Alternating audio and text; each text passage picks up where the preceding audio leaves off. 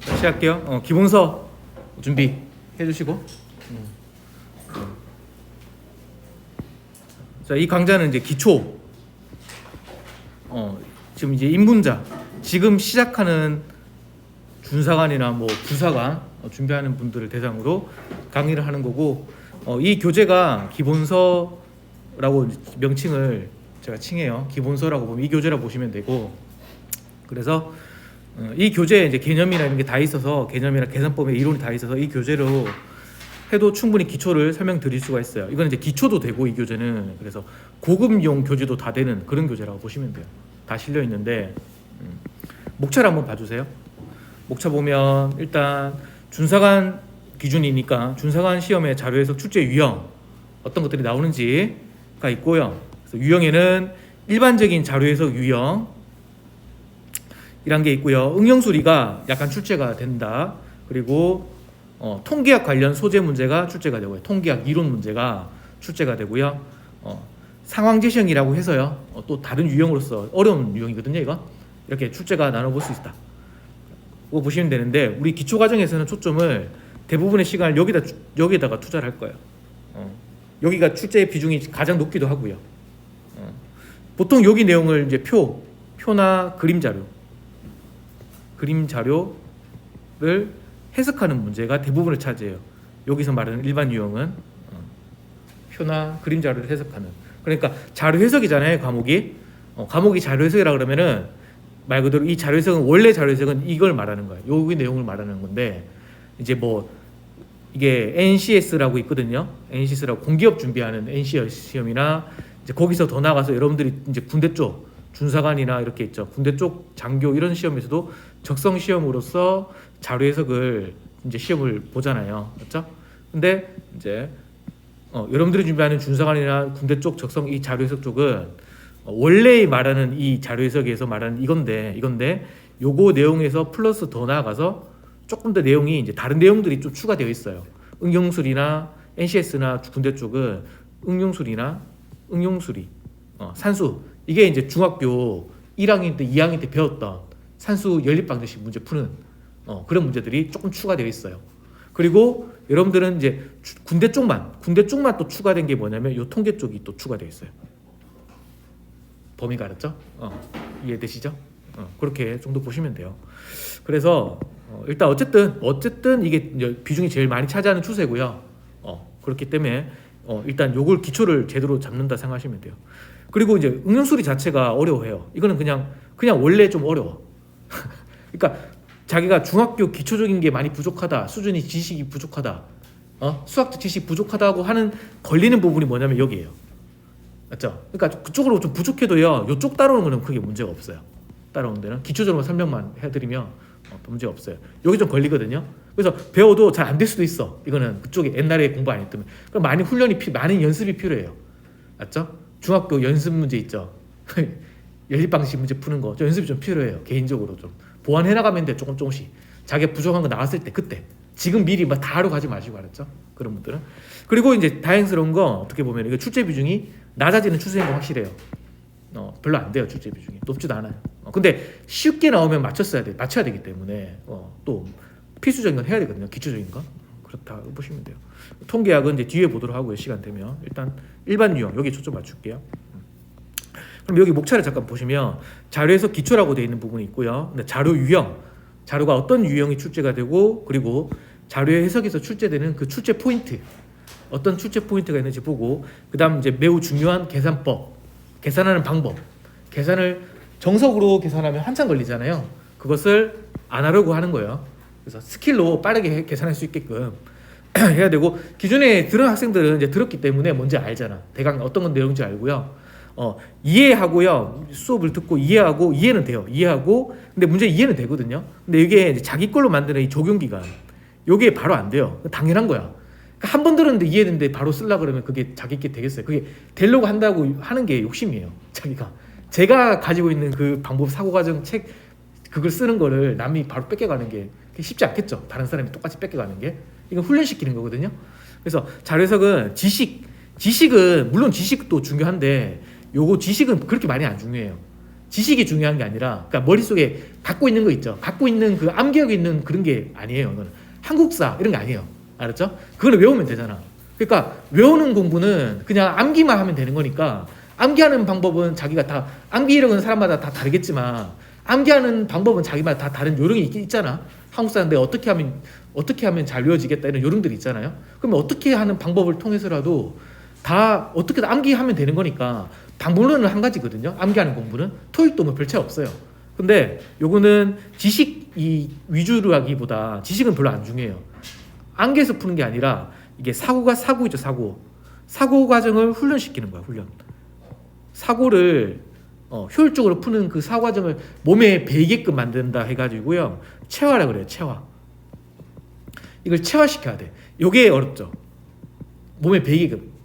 그냥 바로바로 반사적으로 나와야 되니까. 스킬들이. 알았죠? 안 되잖아, 잘. 그러니까 요 과정이 시간 걸리기 때문에 요 적용이 이제 오래 걸린다는 건데, 요거 이해 한번 하고요. 그래서 계산법 같은 거 있죠. 이해하고 수업은 사실 수업만 따지면 계산법만 따져보잖아요. 요거 사실 횟수로 따지면 여러분들 지금 제가 봤을 때 수준으로 봤을 때 8회면 충분해요.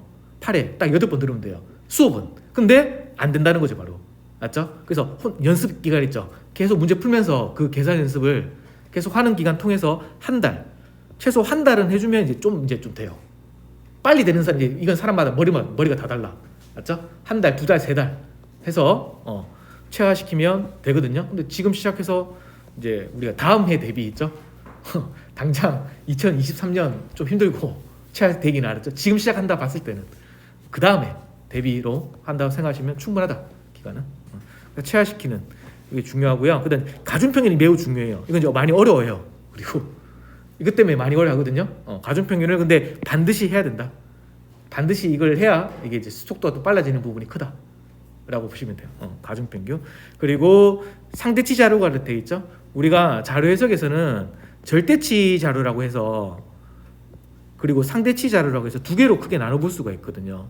절대치 자료라 그러면은 그냥 뭐뭐뭐 건수 이런 거 있죠. 건수 맞죠? 뭐뭐뭐 액수 원 맞죠? 이런 원 얼마다 건수 이런 거는 절대치예요. 분모가 1인 거야. 1분의 뭐 해서 건수가 나와요. 용어가 건수. 그런데 상대치 자료는 이런 거 있죠. 이런 거 본 적 있죠. 1인당 맞죠? 한 명당 GDP 뭐 이런 거 있죠. GDP 대비, 그러니까 분모가 이렇게 수치가 있는 거야. 1이 아닌 거예요. 여기 1이 아닌 수치가 있어요. 이런 거 상대치라고 그러고 보시죠. 그러니까 이런 거에 대해서 조금 우리가 따로 볼 필요가 있다. 상대치 자료. 그리고 이제 곱셈 활용이나 여집합원리나 이거는 어떤 계산 반복론 관련된 거고요. 이런 게 있고요. 자료 계산형이라는 특수 유형이 있어요. 매칭형이라는 특수 유형이 있어요. 특수 유형.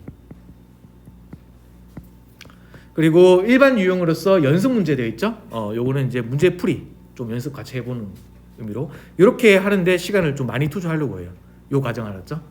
원래는 횟수가 금방 되는데 좀 길게 가져갈 거고요. 응용수리는 건너뛰고, 이거 끝나도 응용수리는 일단 건너뛰고요. 이걸 먼저 하지 않고 통계학을 먼저 하려고 해요. 맞죠? 이렇게 해서 한번 기초적으로 해보죠. 자, 그럼 다음 페이지 보시면 준사관 시험 자료 해석 출제 유형이라고 되어 있는 부분 보시면 일반적인 자료 해석 유형이 출제 비중이 10문제에서 한 약 15문제 출제가 된다. 딱 몇 문제가 특정 지을 수는 없지만 대강 한 10문제에서 15문제 출제가 된다. 저희가 20문제 시험을 치시잖아요. 20문제. 출제 비중이 50% 이상이죠. 그렇죠? 50% 이상 75%죠. 75%. 가장 많은 비중을 차지하죠. 이제 그렇게 차지하는 유형들이 이런 것들이에요. 문제를 한번 보시면 이런 것들이에요. 그렇죠? 여기 보시면 어떤 그림이라고 되어 있는 이런 그림 자료가 있죠. 이 그림 자료를 선지를 읽고요. 요거 그림 자료를 올바르게 해석하는 거예요. 바르게 해석해서 답을 맞춰야 돼요. 이런 문제를 우리가 일반 유형이라고 보시면 돼요. 이런 문제가 있고, 그 다음 응용수리가 되어 있죠. 응용수리가 중학교 때 배웠던 그런 문제들이에요. 그래서 대표적으로 수열이 있는데, 여러분들은 응용수리가 그렇게 안 중요하지만 수열은 중요하다. 맞죠? 수열은 중요해요. 수열은. 다른 거는 덜 중요해도 수열만큼은 중요하다. 이건 반드시 잘 해야 되고요. 그 다음 농도가 있죠. 농도 계산 이런 게 있고요. 거속시, 속력시간 거리 계산 그런 게 있고요. 그 다음 일률이라는 게 있고, 증감 문제라는 게 있고, 최소 공약수, 최소 공배수라는 게 있고, 경우의 수, 확률, 이익, 과부족, 집합, 비율, 비례식, 시계, 그 다음 이자율, 많죠 유형이 나눠보니까 기타 등등 이렇게 이게 응용술인데 출제 비용이 작으니까 너무 어렵게 생각 안 하셔도 돼요. 가볍게 나중에 보고 이거는 다음 페이지 보시면 통계학 관련 문제라고 되어 있죠. 요거는 이제 우리가 군대 쪽 시험에서는 좀 챙겨가야 돼요. 여기 보시면은 이런 표가 있죠. 여기 보시면 도수 분포표라고 되어 있죠. 요게 통계학 이론에 나와 있는 표 중에 대표적인 표거든요. 그래서 이런 표 해석하는 거 또 봐야 되고요. 그 다음 상황제시형이라고 되어 있죠. 이 상황제시형이라 된 부분 한 문제에서 세 문제 출제된다라고 되어 있죠. 이 상황제시형 또 나중에 기회 되면 따로 나중에 맨 마지막에 볼 넘겨야 될 문제들을 모아둔 것들 볼 거고 해서 일반 유형.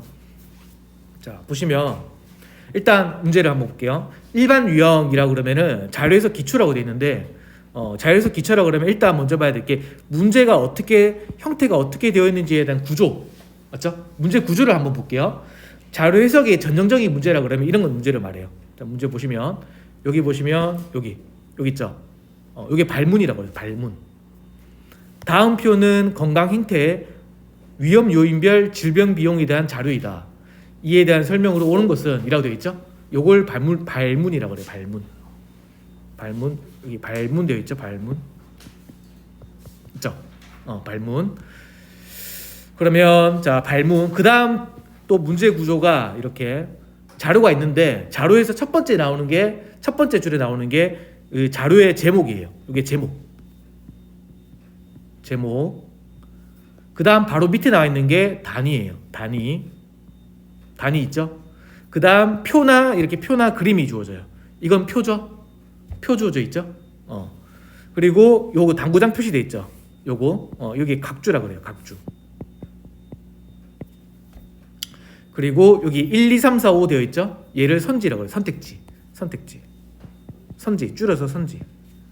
근데 선지에는 크게 형태가 두 가지가 있어요. 두 가지. 지금 이렇게 1, 2, 3, 4 번호 매겨져 있죠. 이 번호 매겨져 있는 걸 일반 선지형이라고 그래요.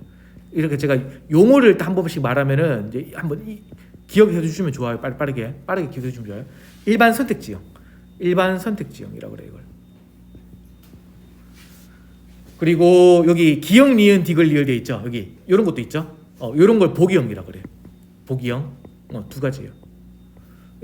그래서 요거일 때랑 요거일 때 두 개를 약간 이제 요 두 개가 형태가 다르잖아요.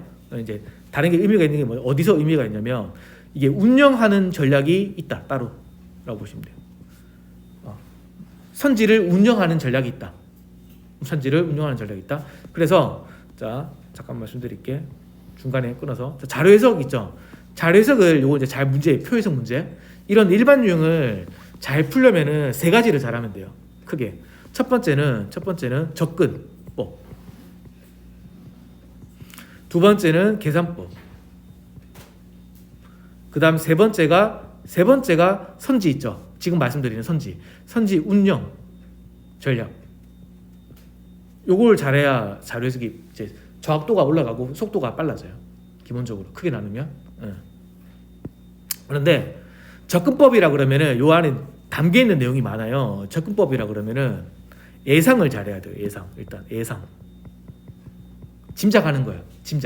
예상. 이게 어떻게 풀리게 될 것 같은지 미리 알고 들어가는 거랑 모르고 들어가는 거랑 차이가 커요. 속도 차이가.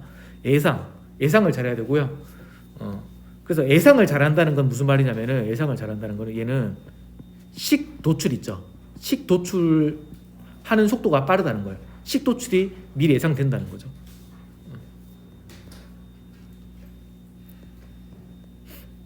그리고 말 그대로 주어진 자료 있죠. 이 주어진 자료 그 자체를 해석하는 거. 자료 그 자체를 해석하는 능력이 좀 빨라야 돼요. 그리고 이제 계산법인데 이건 계산 스킬 있죠. 계산하는 그 요령들이 있어야 돼요. 그냥 생으로 계산하면은 한참 걸려요. 그 방법을 통해서 또 빨라져야 돼요. 그 다음이 이제 선지 운영이거든요. 그러니까 여기서는 어떤 선지를 좀 먼저 볼까, 맞죠? 여기서는 어떤 보기를 먼저 볼까, 이런 거예요. 맞죠? 그런 것들을 좀 잘해야 돼요. 그런 게 전략이 있어야 돼요. 맞죠? 그리고 추가로 말씀드리면 이제 더 짜잘한 게 가중평균 같은 거 있죠. 요게 가중평균이 이론이 자료 해석에서 가장 중요한 이론이에요. 이론 중에 가장 중요한 게 가중평균이에요. 그래서 가중평균을 잘하면 또 부분적으로 빨라지는 부분이 있어요. 가중평균 포인트 문제는 이런 것들이 중요하다. 그래서 이런 거에 초점 맞춰서 잘하겠다는 생각으로 따라오시면 돼요.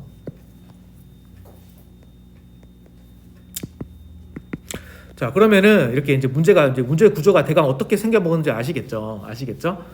그리고 보기형 문제도 한번 보세요. 똑같죠, 형태는? 보기가 돼 있고 이렇게 똑같죠? 딱 똑같아요. 근데 그다음 이제 문제 구조를 아셨으면은 이 단계에 있는 각각의 내용을 좀 보실 필요가 있는데요. 발문, 제목, 단위, 자료, 각주, 선택지 이렇게 나눠져 있다라고 말씀드렸죠. 그럼 발문은 뭐냐면 일반적으로는 주어진 자료의 제목을 요약한 문장이 있어요. 요 부분이 뭐냐면 요거예요. 첫 번째 문장. 맞죠? 보시면 제목 보세요. 건강 행태 위험 요인별 질병 미용이라 되어 있죠. 요 말이 여기에 똑같이 있어 없어요? 있죠. 그리고 지금은 요 문제는 자료가 지금 1개예요, 2개예요. 자료가 표자료 1개죠. 맞죠? 근데 이제 난이도를 조금 높이려면요. 표 1 이러고 있잖아요. 자료 밑에 1개 더 표 2 이렇게 2개가 있어. 자료가 2개죠. 그럼 얘도 제목이 있겠죠. 표 2도. 그러면은 그때는 발문에 어떻게 표현이 되냐면 표 1, 2 제목이 여기도 있고 2개잖아요. 2개니까 발문에 요 표 1, 2 제목 있죠. 이거 2개를 요약한 문장이 여기 있을 거예요. 그러니까 항상 발문에 제목이 요약한 문장이 반드시 있어요. 맞죠? 요약이 되어 있어요.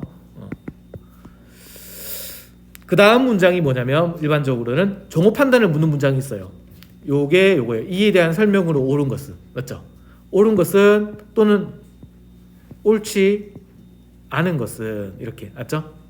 물어봐요. 옳은 것은이라면 여기서 옳은 거 고르면 되고 옳지 않은 거면 틀린 거 있죠. 틀린 거. 그게 정답이 되는 거고. 맞죠? 그래서 특히 옳지 않은 거 물어볼 때는 이제 실수를 해요. 옳지 않은 거 물어보잖아요. 그러면 문제 풀 때 이게 옳은 건데 답을 4번 해버린다고. 실수로. 시간을 제약을 두면은 실수를 하거든요. 이제 그걸 실수를 줄이는 그런 것도 우리가 좀 익혀야 돼요. 자, 그렇고요. 그래서 이제 이건 접근법이에요. 요거는 이제 요 말 있죠. 실제 문제를 해결하는 것과 관련하여. 이 말은 접근법이죠. 요 관련된 발문 접근법이에요. 실제 문제를 해결하는 것과 관련하여. 자, 아까 말씀드렸죠. 여기서 발문의 이 문장은 어차피 제목을 요약한 거라고 말씀을 드렸잖아요. 그래서 그렇기 때문에 우리가 자료 해석을 또 이제 빨리 풀려면은 이건 자료 해석만 해당되는 게 아니라 지금 말씀드린 건 자료 해석만 해당되는 게 아니라 언어도 해당돼요. 언어. 이게 둘 다 본질적으로 똑같은 거야. 본질은. 둘 다 뭘 잘해야 빨리 풀 수 있냐면은 선택적으로 필요한 정보만 캐치할 수 있어야 돼. 선택적으로. 정보가 많죠. 맞죠? 많은 정보가 주어지거든요. 많은 정보 하에서 그거를 선택적으로 내가 필요한 정보만 뽑아서 그것만 보고 문제를 풀 수 있는 능력. 그러면서 안 틀리는 거야. 그렇게 할 수 있게끔 만들어야 되거든요. 큰 틀에서 보면 이거나 같아요. 자료 해석에서는 여기서 말하는 정보가 뭐겠어요?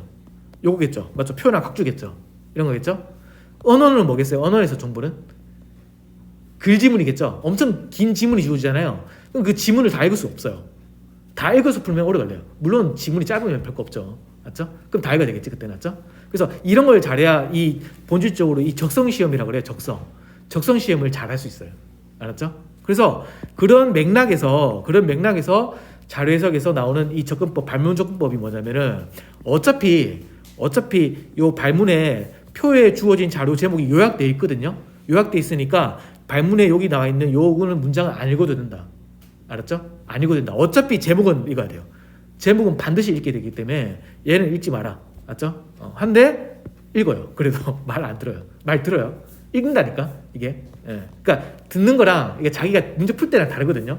그래서 명심하세요. 안 읽는다. 알았죠? 어차피 주어진다. 그리고 요거는 또 하셔야 돼요. 옳은 것. 요거만 딱 체크하면 돼. 옳은 것. 그렇죠? 옳은 거 골라야 돼. 너 옳은 것은 실수 안 해요. 옳지 않은 것은 실수예요. 옳지 않은 것은. 자, 그 다음은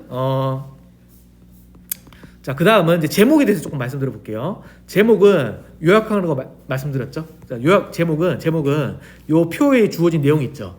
이거를 요약한 게 제목이에요. 그래서 매우 중요해요. 그러니까 제목을 해석을 잘해야 표 해석이 굉장히 이제 잘하는 거다 보시면 돼요. 요약되어 있잖아요. 근데 어떤 식으로 되셔야 돼요? 느낌이 제목만 딱 봤어요. 지금 제가 표를 가렸죠? 안 보이죠? 그럼 제목만 만약 읽었다고 쳐요. 딱 읽었을 때 밑에 주어진 자료의 표 있죠? 표가 어떤 표가 형태로 구성되어 있는지 100%는 아니더라도 100%는 못하더라도 한 7, 80%는 돼야 돼요. 어떻게 머릿속에 그리지 순간적으로 돼버려야 돼요. 읽었을 때. 그게 되어야 표 해석이 빨라요. 맞죠? 어차피 이 표를 나중에 볼 텐데 보기 전에 제목은 봐야 되거든요. 그럼 제목을 보면서 순간적으로 이제 머리가 각인되는 거야. 이거 어떻게 될 것 같다 하고 딱 들어가는 거랑 그냥 이거 읽고 아무 생각 없이 보는 거랑 달라요. 알았죠? 그래서 요거는 딱 읽어보잖아요. 읽으면 이 정도는 되셔야 되는 거죠. 여기서 제목 해석하는 거 한번 해볼게요. 제목. 일단 먼저 기억할게. 하나 기억할게. 여기 어떤 용어 돼 있죠. 용어인데 여기 뭐뭐 별 돼 있죠. 이거 기억해 주세요. 그래서 뭐뭐뭐 별. 요거는 이제 필기해 두시면 돼요. 뭐뭐뭐 별 이렇게 돼 있잖아요. 뭐뭐뭐 별. 그러면 요 앞에 붙어 있는 별 앞에 붙어 있는 이 물결 용어 있죠. 이 물결 용어가 반드시 변수라는 거예요. 반드시 변수다. 제가 변수라 그러면은 어렵게 생각하지 말고요. 변수는 분류 기준이다. 어떤 분류 기준이라고 볼 수 있다.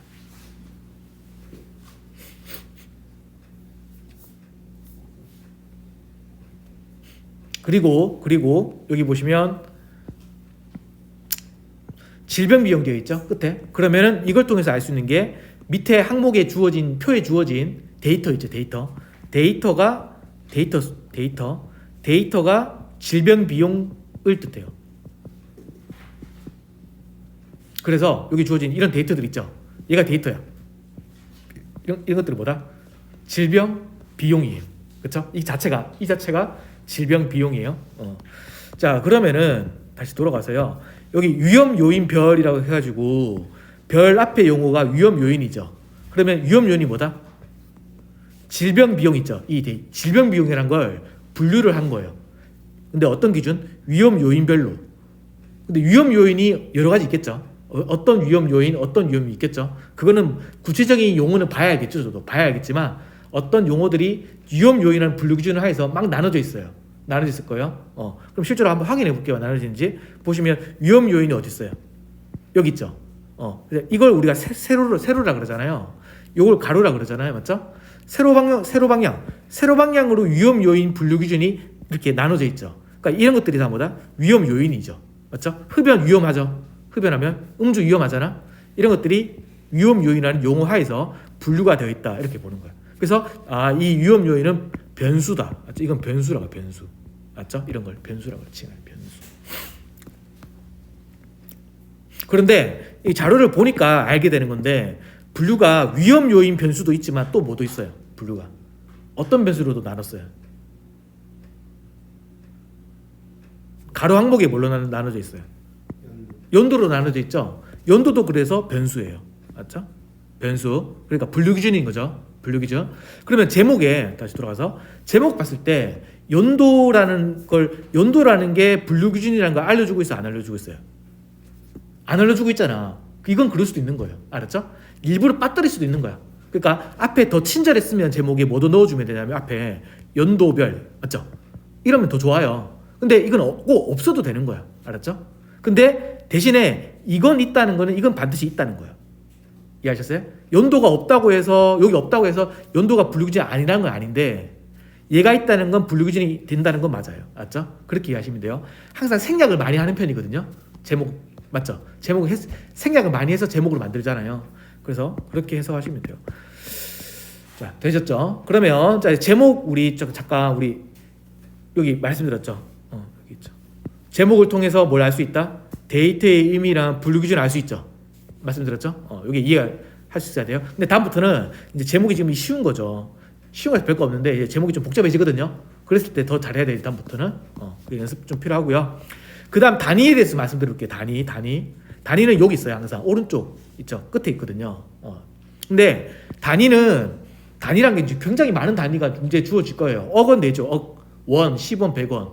이 금액 단위 아닌 것도 많겠죠. 건수도 많고 맞죠? 엄청 많은 단위가 주어질 건데 여기 주어진 단위는 억원이라는 건 무슨 말이냐면 일단 억 원 돼 있는 거는 여기 131을 해석하면 131억 원이라는 거예요. 당연하죠. 이게 억을 붙이면 돼요. 억. 맞죠? 그렇게 해석되는 건데 자, 단위는 이제 접근이랑 관련해서요. 단위는 먼저 보는 게 아니에요. 요거는 먼저 읽는 게 아니에요. 먼저 보는 게 아니라는 게 중요해요. 그렇죠? 그러니까 문제 풀 때 이렇게 풀면 안 돼요. 이거 읽고 표 보고 이렇게 할 시간 없어요. 맞죠? 다 보고 선지 읽는다 이렇게 할 시간 없어요. 그래서 어떤 식으로 되셔야 되냐면은 발문에서는 예가 체크하고요. 맞죠? 그다음 저는 제목도 안 봐요. 그냥 스캔만 돼. 스캔. 독해를 안 한다는 거죠. 그냥 표가 있구나라고 있죠. 그냥 표가 있구나 하고 바로 선지로 내려가야 돼요. 바로 선지로 해서 선지에서 이제 필요한 정보만 내가 딱딱 찾아내야 돼요. 그러면 단위도 제가 안 읽었죠 아직까지. 맞죠? 단위를 그래서 먼저 볼 필요 없단 말이에요. 안 본다는 말이 아니에요. 먼저 볼 필요 없다. 먼저 단위를 확인할 필요 없어요. 그런데 예외적으로 이게 됐죠. 이걸 주의하세요. 예외적으로 단위 확인이 필요한 경우가 있어요. 애매한 경우. 단위를 봐야 판단이 되는 경우가 있어. 그건 이제 제가 짚어드릴 거예요. 이럴 때는 단위를 봐야 된다. 이때는 딱 봐야 돼. 문제 풀다가 이제 3번 풀잖아요. 풀다가 풀어. 근데 봤는데 여기 먼저 여기 안 보죠. 안 봤죠. 여기 눈이 안 들어온다고요. 저는 이게 보다가 근데 문제의 선지에 따라서 단위가 애매한 경우가 있거든요. 보여드릴게요. 그럴 때는 애매하면 이제 올라가는 거죠. 아 이렇게 되니까 보는 거야. 그러면 어떤 문제는 단위를 전혀 안 보고 풀게 될 수도 있어요. 그런 걸 좀 잘 하셔야 돼요. 알았죠? 항상 보는 게 아니에요. 자, 그 1초라도 아껴야 돼. 알았죠? 1초 아껴서 한 문제에 10초가 아껴져요. 맞죠? 그런 걸 좀 아껴 나간다 생각하시면 되고요. 그 다음에 이제 밑에 주어진 건 이제 표, 다음에 각주거든요. 여기 당구장 표시된 거. 각주는 이런 말이에요. 자, 각주는 왜 주어지냐? 자료의 설명을 보충하기 위해 주어지는 게 기본이에요. 목적은. 그러니까 이 표절만 봤을 때 이해가 안 될 수가 있잖아요. 우리가. 그럴 때 각주가 주어져요. 친절하게. 그런데 단위 확인과 비슷한 맥락이에요. 단위처럼 각주도 항상 먼저 보는 게 아니에요. 필요할 때만. 얘도 선지 풀 때 그때 필요할 때만. 딱 그때만 확인할 수 있어야 된다. 그래서 항상 우선적으로 확인하면 비효율적인 풀이가 된다. 라는 거예요. 그래서 어떤 각주는 봐야 되고 어떤 각주는 거의 안 보게 되고 뭐 그런 경우가 이제 나눠지거든요. 각주의 성격에 따라 뒤에 이제 그 다음 페이지 바로 나올 건데 그때 보도록 하고요. 그 다음은 선택지예요. 선택지는 일반 선택지형이랑 보기형으로 분류할 수가 있다 돼 있죠. 그래서 이게 일반 선택지형, 여기 이제 보기형이죠. 보기형 이렇게 나눠볼 수 있고 이걸 이제 나누는 의미가 있는 이유는 뭐였다? 아까 전에 말씀드리기를 선지 운영이라 말씀드렸죠. 그래서 일반 선택지형은 어떤 걸 좀 먼저 보는 게 좀 유리하고 보기형은 어떤 걸 좀 먼저 보는 게 좋다라는 말이 있죠. 일단 일반 선지형은 좀 얘기가 길어지거든요. 그러니까 잠깐 넘어가고 보기형은 이걸 풀 때는 간단해요. 선지가 여러분들 4개가 출제가 되기 때문에 이거 기억이 전체가 몇 개인지 세요. 몇 개요? 2개죠. 니은이 몇 개요? 세번 몇 개? 3개죠. 디귿은 3개죠. 리을은 1개죠. 그러면 2개짜리인 기억을 먼저 봐요. 맞죠? 그러니까 왜 그러는지는 알 것 같죠? 리을을 보면 어떻게 되겠어요? 어떻게 되겠어요? 그러니까 안 된다가 아니라 어떻게 되겠어요? 리을이 하나밖에 없다는 말은 선지 구성할 때 리을은 정답으로 들어갈 가능성이 낮다는 거겠죠. 맞죠? 근데 리을을 봐버리면 어떻게 돼요? 4번 하나만 지워지겠죠. 그럼 선택지가 4개 남잖아. 3개 남잖아. 그쵸? 그런데 만약에 또 3개짜리를 먼저 보면 어떻게 되겠어요?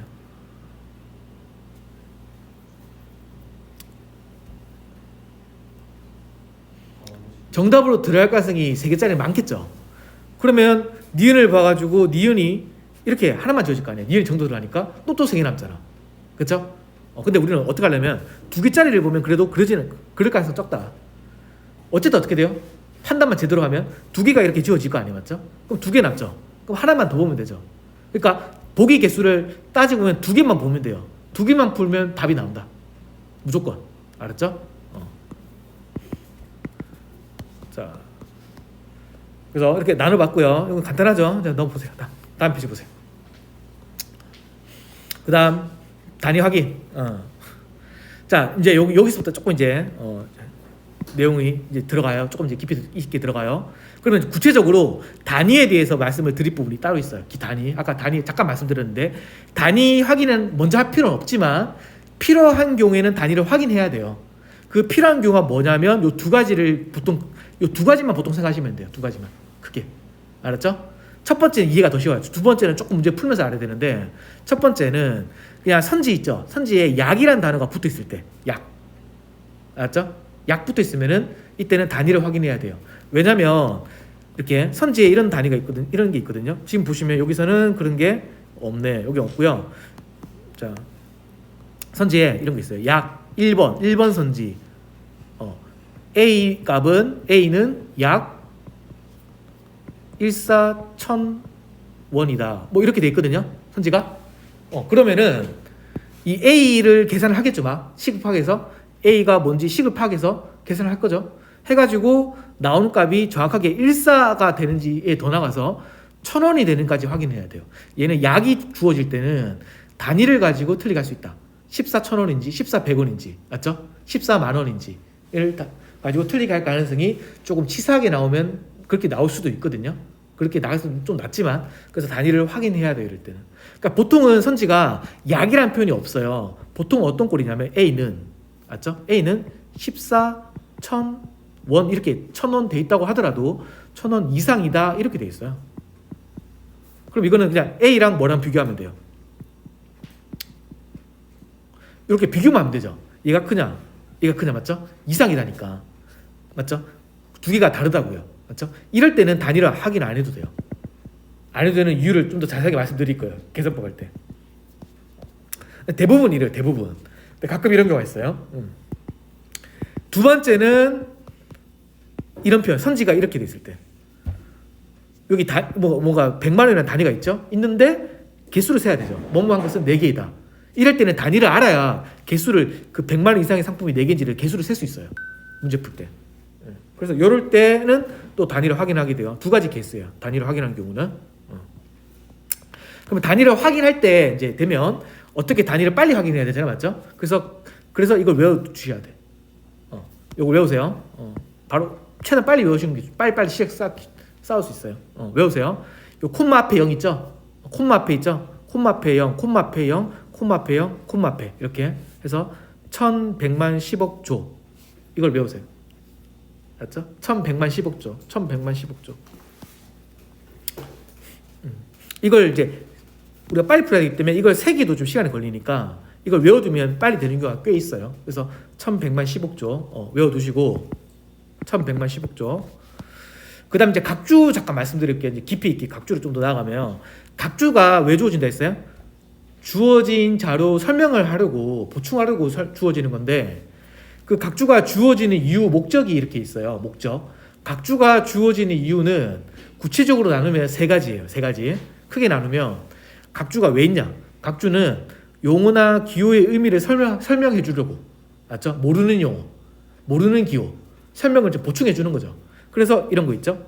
이런 거. 요게 괄호해 놓고 어떻게 했어요? 그냥 괄호해 놓고 콤마 돼 있죠. 그러면 표에 보시면 이렇게 돼 있을 거야. 이런 식으로 하죠. 표에. 그러면 이렇게 표현만 됐으면 이게 뭘 뜻하는지 모르잖아. 맞죠? 모르겠죠? 나도 몰라요. 그러니까 그때는 각주를 봐야 되겠죠. 모르겠다 하면 각주로 내려가면 돼요. 그럼 각주에 이렇게 설명이 자세하게 돼 있어요. 맞죠? 그래서 그런 이유로 주어지는 이유가 첫 번째고요. 두 번째가 이제 제일 중요한 건데 추가적인 새로운 정보를 제시하려고. 이게 이제 대부분을 차지해요. 이게 두 번째가 이게 다른 각주거든요. 예시거든요. 그래서 공식이 이렇게 주어지는 경우가 많거든요. 공식 각주에. 그럼 이건 추가적인 정보겠죠. 이것도 어린이집과 유치원이 각각 1개 이상이다. 요거는 별거 아니지만 여기서부터 전체 어린이집 이만큼이고 전체 유치원 이만큼이 된다. 이런 것들은 추가적으로 표에 없는 정보를 한 번 더 새롭게 주어지는 거예요. 그러니까 이런 것들은 반드시 문제 풀 때 읽게 돼요. 나중에 필요할 때. 근데 필요할 때 보게 되겠죠. 필요할 때 보는 건 맞는데 반드시 그때는 보게 돼요. 안 보고 풀 수는 없어요. 그래서 요 추가적인 정보가 매우 중요하고 세 번째가 자의적인 해석을 방지하려고 주어지는 거야. 그러니까 세 번째 이런 거예요. 너무 당연한 건데 표에 이렇게 나눠놨어요. 자 보세요. 표를 보세요.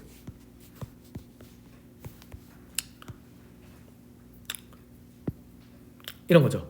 표현지 보시면 위험 요인이 총 몇 개예요? 7개는 맞죠? 그리고 합계가 이렇게 있죠. 맞죠? 근데 그러면 위험 요인이 7개라고 볼 수 있는 거죠. 근데 주어진 자료가 7개 주어졌으니까 굳이 문제 풀 때 위험 요인이 7개 말고 이거 말고 다른 요인을 고려하면서 풀 필요는 없어요. 맞죠? 혹시 다른 요인이냐? 그렇게 풀면 안 돼.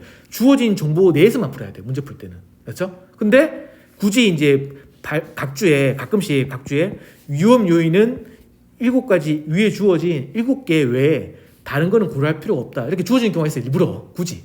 맞죠? 그러니까 그런 각주는 이거 거의 읽게 돼요, 안 읽게 돼요. 그러니까 안 읽게 되는 거죠. 너무 당연한 정보니까. 맞죠? 그런 각주가 자의적인 해석을 방지하려고 주어지는 각주라고 크게 보시면 돼요. 맞죠? 그래서 필요한 정보가 있고 읽지 않아도 되는 정보가 있다. 각주도. 그것을 문제 풀 때 있죠. 선지에서 문제를 풀 때 딱딱딱 바로 필요한 정보만 캐치할 수 있게끔 각주도 하게끔 이제 만들어 나가야 되는 거죠. 그렇죠? 결과적으로 이제 각주가 성격이 이렇게 나눠지니까 이거에 따라서 어떻게 뭐가 중요하다 이런 거 좀 이해하시면 되겠고요. 그다음 페이지 보세요. 그다음은 계산법 관련 기초 개념이라고 되어 있죠. 여기서부터 본격적으로 이제 점점 더 개념 이해가 이제 요구되는 거야. 이제 본격적으로 개념 이해가 필요한 부분인데, 자, 그 중에서도 본격적인 계산 방법론 스킬을 배우기 전에 기초 개념을 알아둬야 돼.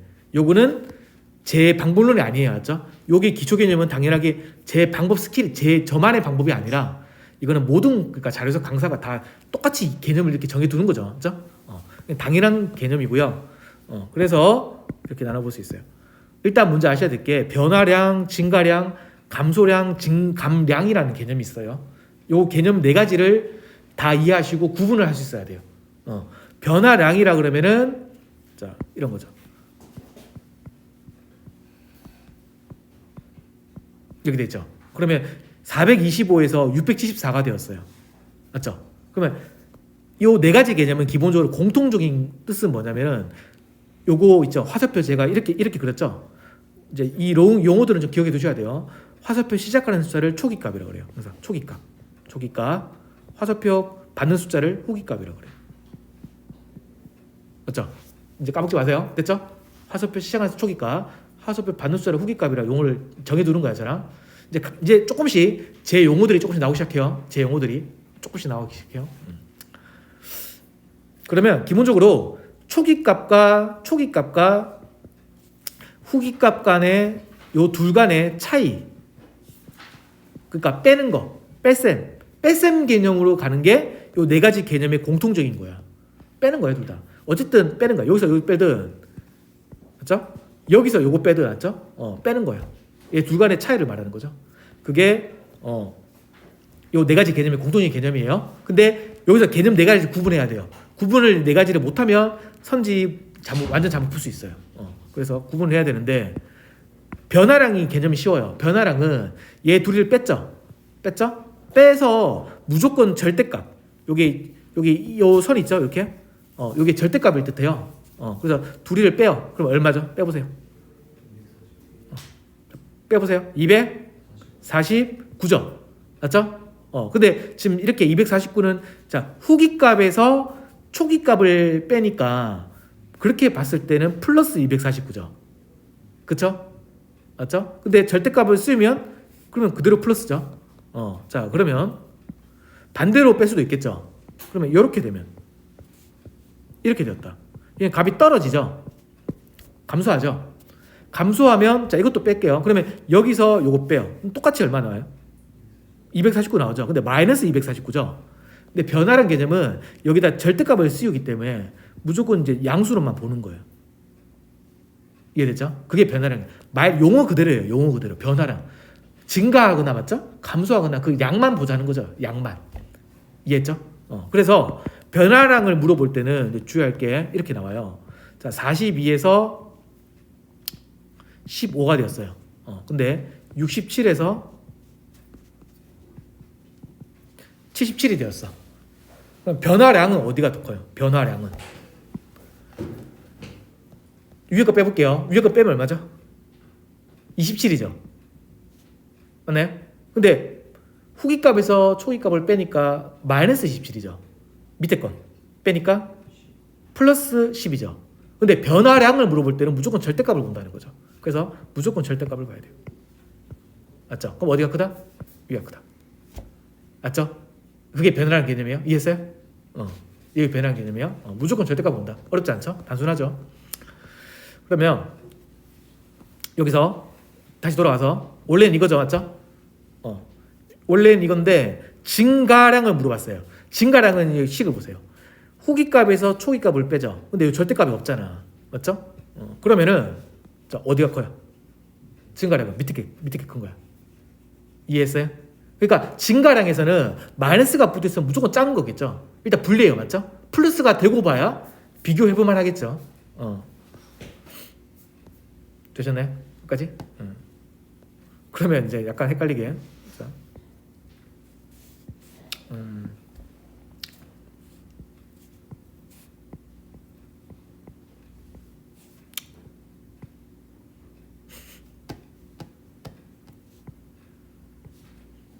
자. 자, 요거 볼게요. 두 번째 거 바꿔서 36에서 8이 되었어요.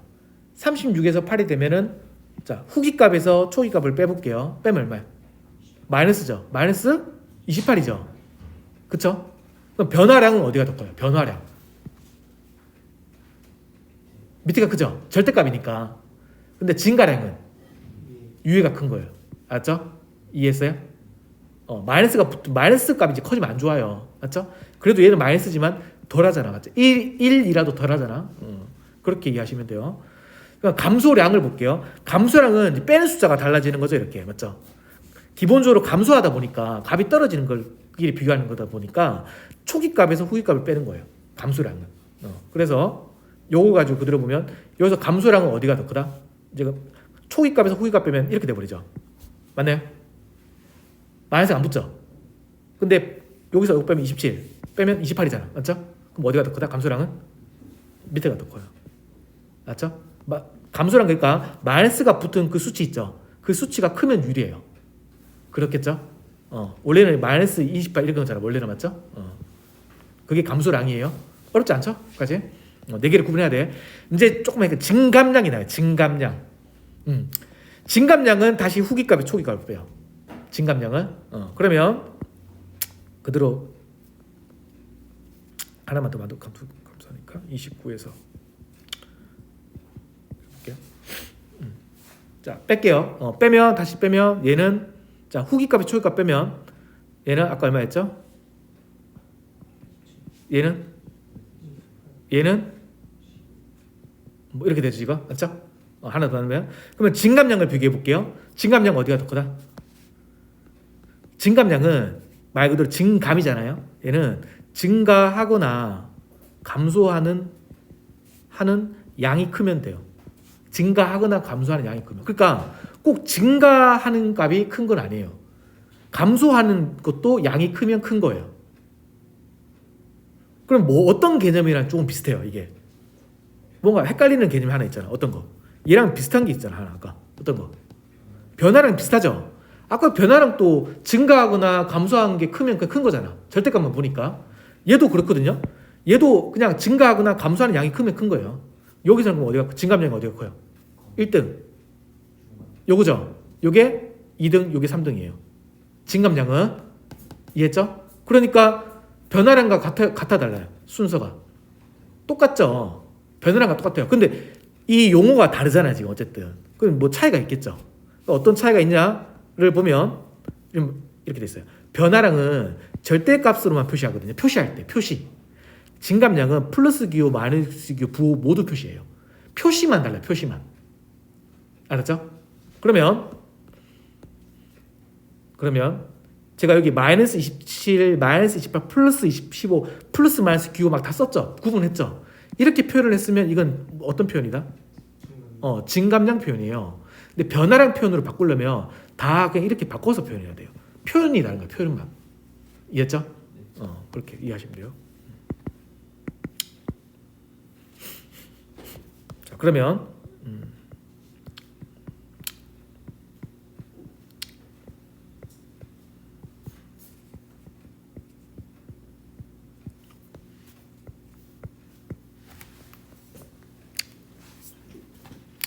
42, 24, 36, 19, 54에 33이 되었어요. 다 감소하죠. 감소해요. 그리고 얘는 하나 증가하죠. 그럼 여기 잠깐 이제 네 개를 비교한다고 했을 때 이제 구분할 게 뭐냐면 여기서는 요거 하나 기억해 두시면 돼요. 요거를 또 추가로 기억해서 이제 증가량 감소량 이해했죠? 근데 이해했는데 하나 기억할 게 증가량은 증가하거나 감소하는 대상을 모두 비교하는 거예요. 증가량은.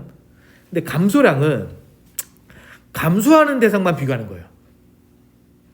그래서 지금 이 네 개 중에 세 개 위에 거는 감소하고 마지막 밑에 거는 증가하는데 증가하고 감소한 게 섞여 있죠. 그러니까 그래서 증가량을 비교해라 이렇게 물어보잖아요. 그러면은 증가하는 것도 감소하는 것도 다 비교를 해야 돼요. 그러니까 일단 비교할 대상이 네 개인 거야. 네 개 중에 순서를 매기는 거죠. 버릴 수 없어요. 버릴 게 없어요. 근데 요 중에 감소량을 물어보잖아요. 감소량을 물어볼 때는 그냥 감소하는 대상만 비교해야 돼요. 그러면 감소하는 대상만 비교하면 어떤 건 지워져요? 얘는 일단 비교하면 안 돼요. 그냥 지우고 비교하는 거야. 비교 대상 자체가 안 돼요. 맞죠? 감소하는 것 중에만 비교하면 돼요. 근데 증가량은 다르다고요. 맞죠? 증가량은 감소하는 것도 일단 비교 대상이 된다. 라는 게 중요해요. 알았죠? 그러면 증가량을 비교해 보세요. 네 개를. 순서 매겨 보세요. 어떤 게 1등? 1번, 2번, 3번, 4번. 4번이 1등이죠. 어쨌든 플러스니까. 맞죠? 1등, 2등은 빼보세요. 얘 빼니까 18. 얘는 17. 얘 빼니까 21이네. 그렇죠? 근데 감소하죠. 근데 증가량 기준에서는 어떻게?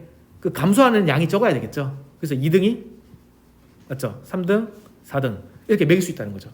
이해했죠? 근데 감소량을 비교를 물으면 어떻게 된다요? 감소량은 어떻게 된다? 얘는 비교 대상 자체가 안 되는 거야. 알았죠? 그래서 이 세 개 중에서만 비교하는 거라고요. 그래서 감소하는 게 제일 큰 거는 아까 얘였죠? 그래서 얘가 1등, 2등, 3등 이렇게 하는 거죠. 알았죠? 이제 빨리 실력이 늘려면 원래 이제 한 번 딱 말하잖아요. 이해했죠? 그럼 바로바로 다음에 그게 바로바로 되면 그게 바로 될수록 이제 속도가 엄청 빨리 늘어요. 알았죠? 다음 바로바로 될 수 있게 하고 그다음 거. 자, 요거 보세요. 이제 조금 이제 얼어지게. 율이죠, 율. 아까 량이었죠. 이거는 율이에요, 율. 그리고 자, 하나 기억하세요. 이건 량이잖아요, 양. 양이랑 똑같은 말이 폭이에요, 폭. 맞죠? 같은 말이에요, 폭. 변화폭, 증가폭 다 똑같은 거야. 감소폭, 증가폭 다 같은 말이에요. 율은 일단 율이 붙어 있다는 거는 자료적에서 이 율은 상대치라는 거예요. 상대치. 그러니까 비율이란 표현을 많이 쓰거든요. 또는 비슷한 표현으로서 비중 뒤에 해요. 구분할 거예요. 비율, 비중 이런 것들은 상대치라는 걸 알려주는 거야. 상대적으로 보자는 거죠. 상대적으로. 그래서 자 100에서 120이 되었어요. 그렇죠? 그럼 아까 증가량 내지 뭐 증가폭은 얼마야? 20 증가했죠? 맞죠? 이렇게 보는 거야. 빼는 거죠, 그냥. 빼면 끝이야. 근데 증가 이제 율로 가잖아요. 율로. 그럼 율 공식이 어떻게 돼요? 이렇게 돼 있죠. 초기값 분의 후기값 마이너스 초기값 이렇게 돼 있죠. 그러면 요 그대로 적용하면 요게 초기값이라고 했죠? 요게 후기값이죠?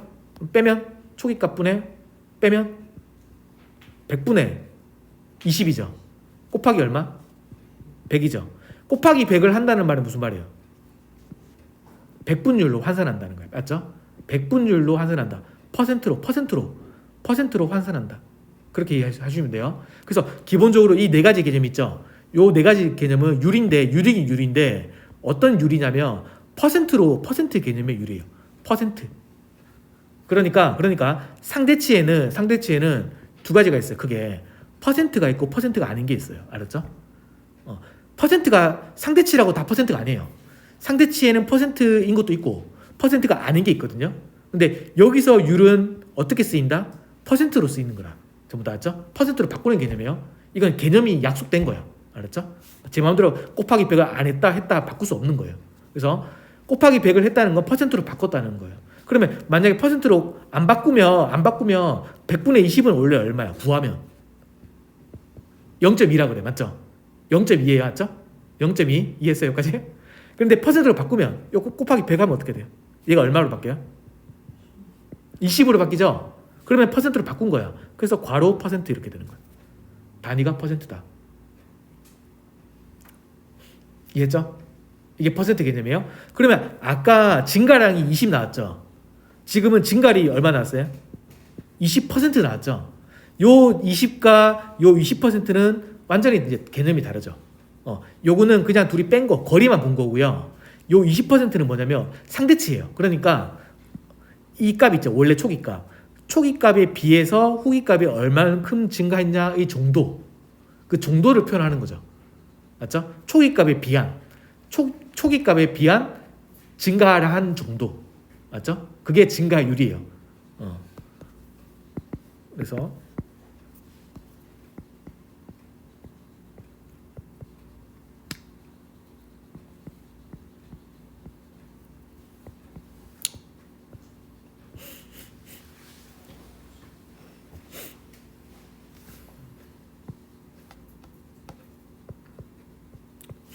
자 볼게요. 100에서 130이 되었고 200에서 250이 되었어요. 그러면 증가량을 먼저 비교해 볼게요. 증가량은 어떻게 돼요? 얘는 위에 거는 밑에 건 50이죠. 그러면 증가율로 볼게요. 증가율로 보면 몇 퍼센트 각각? 위에 건 30%죠. 밑에 건? 밑에 건? 아니죠. 200분의 초기값분의 50이잖아. 맞죠? 초기값 넣어야지. 맞죠? 그럼 이거 약분하면 25% 나와요. 25%. 25%. 이랬죠? 그럼 보니까 증가량은 어디가 더 커요? 얘가 더 크죠? 근데 증가율은 얘가 더 크잖아. 맞죠? 다르죠? 증가율은 얘가 더 크잖아? 왜 이렇게 달라지는 거다? 증가량은 아까 말씀드린 대로 그냥 단순하게 후기값, 초기값 뺀 거야. 거리만 보는 거고요. 증가율은 뭐냐면 요 값을 고려하는 거야. 맞죠? 이 값에 비해서 20이 30이 나온 거는 원래 100 있죠. 100에 비해서 30만큼 증가했다 이렇게 되는 거예요. 맞죠? 요 25% 나왔잖아요. 25는 얘가 200일 때 25%니까 얘가 50이 증가했다 해서 요 구하면 25%가 되는 거예요. 그러니까 이 값 두 개를 고려하면서 구한 값이 뭐다? 율 개념이 알았죠? 이게 증가율이에요. 그런 식으로 증가율, 감소율, 증감률, 변화율을 똑같이 구할 수 있다는 거죠. 요 있죠. 요 있죠. 위에 거 그대로 들어있죠. 요게 그대로 들어있죠. 요게 그대로 들어있죠. 이렇게. 근데 전부 다 공통적으로 뭘로 나눴어요? 초기값으로 나눴죠. 그리고 곱하기 100 했죠. 이게 율 개념이에요. 꼭 기억해 두세요. 그래서 문제를 좀 풀어보면 자, 예시를 보세요. 복잡한데 좀. 자, 1번 2011년도에 인구의 전년 대비 2011년에 전년이라고 하면 10년도겠죠? 10년 대비 변화량을 묻죠. 변화량 순서를 매겨보세요. 자, 풀어보세요 지금. 변화량 순서 매기면 변화량은 뭐였죠? 변화량은 절대값이죠. 무조건. 맞죠? 증가하거나 감소하거나 절대값만 비교하면 돼요. 그래서 등수를 매기면 일단 빼볼게요. 20 빼면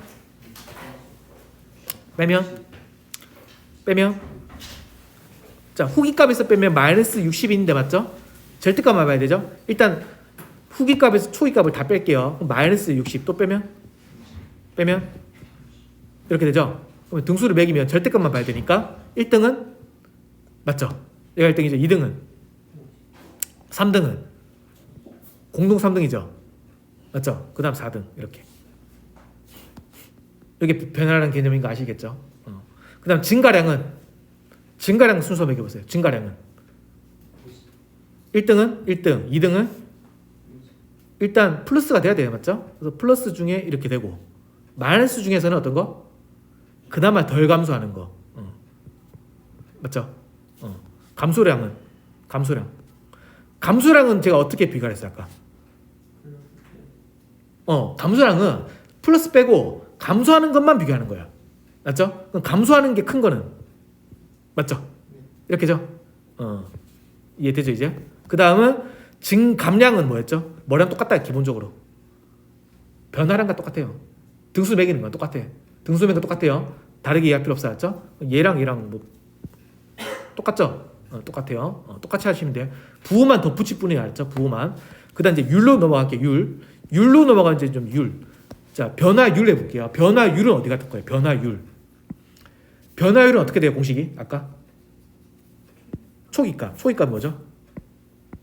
그렇죠? 50분의 20이죠. 50분의 20이 크냐? 40분의 30이 크냐? 80분의 요 마이너스 60을 어떻게 바꿔야 돼? 변화율이니까 무조건 절대값으로 보면 돼요. 맞죠? 80분의 60, 90분의 30, 30분의 50 이렇게 비교하면 돼요. 변화율은 맞죠? 그러면 등수 매기면 뭐가 1등? 이 계산법이 있는데 계산법이 있지만 일단 계산법을 떠나서 대충 봐도 숫자 간단하니까 매기는 거 쉽거든요. 1등은 어떤 숫자가 제일 커요? 분수는 50분의 20, 40분의 30, 80분의 60, 90분의 30, 30분의 50. 1등은 맨 밑에 거죠. 2. 30분의 50이 제일 크잖아. 맞죠? 그래서 1등, 얘가 1등. 2등은 그나마 좀 큰 거.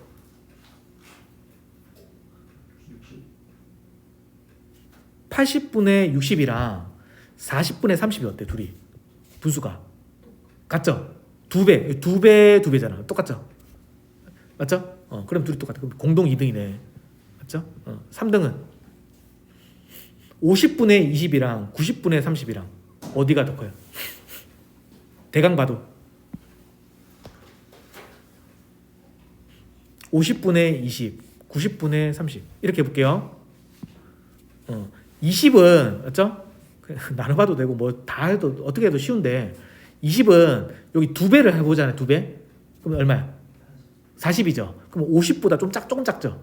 근데 30은 2배 하면 얼마예요? 60이죠. 90보다 어때요? 많이 작죠. 그 말은 분수가 50분의 20이 크다는 거죠. 그렇게 얘기하면 돼요. 그런 걸 좀 할 거예요. 계산법. 나중에 할게요. 이렇게. 그래서 이런 걸 이렇게 등수를 이제 매길 수 있다는 거죠. 쭉 맞죠? 이해되죠? 이런 식으로 이해하시면 되고 조금 쉬었다가